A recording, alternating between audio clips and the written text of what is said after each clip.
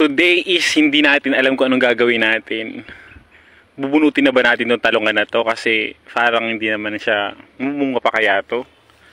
Kasi kung hindi na, papalitan na natin to ng sitaw. Parang hindi na, mamumunga pa kaya to na maganda.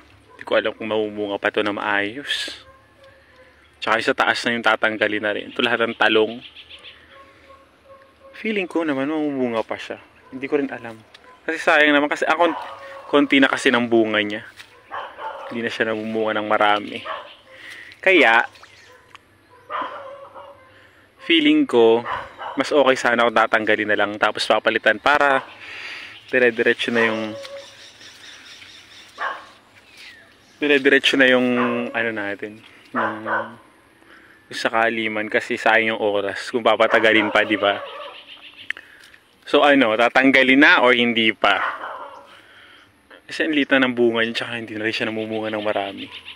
Pero kapag tinanggal naman natin, sayang. Kasi para may mga buko pa. Hindi ako makapag-decide.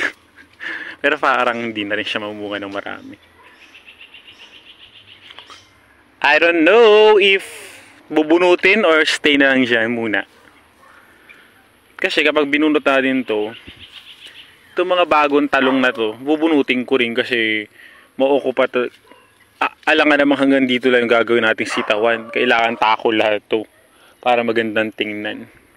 Tapos, saan ko naman ililipat to mga to ng mga bagong tanim na to?